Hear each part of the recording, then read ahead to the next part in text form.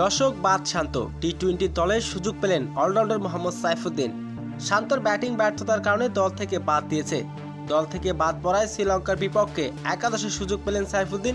শ্রীলঙ্কার বিপক্ষে টি-20 খেলতে ইতিমধ্যে উড়াল দিয়েছেন তিনি। আর দীর্ঘ 2 বছর পর আবারও আন্তর্জাতিক ক্রিকেটে ফিরলেন সাইফুদ্দিন। দর্শক ভিডিওটি না টেনে সম্পূর্ণ দেখার অনুরোধ রইল। শ্রীলঙ্কার বিপক্ষে 2 টেস্ট খেলতে নেমেছে বাংলাদেশ, যেখানে প্রথম টেস্ট ড্র করেছে টাইগাররা, দ্বিতীয় ম্যাচে লজ্জাজনকভাবে হেরেছে। এরপর ওয়ানডে 3 ম্যাচ সিরিজ খেলতে নেমেছে বাংলাদেশ, যেখানে প্রথম ম্যাচে লজ্জাজনকভাবে হেরেছে টাইগাররা।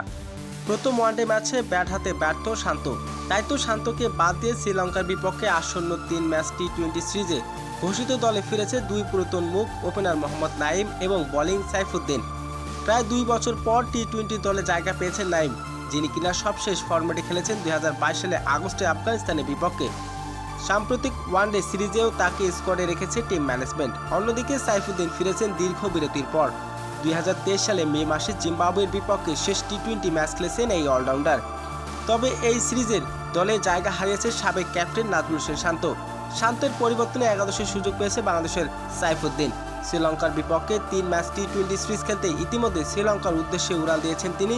আর দীর্ঘ 2 বছর পর আবারও আন্তর্জাতিক ক্রিকেটে ফিরলেন সাইফুদ্দিন।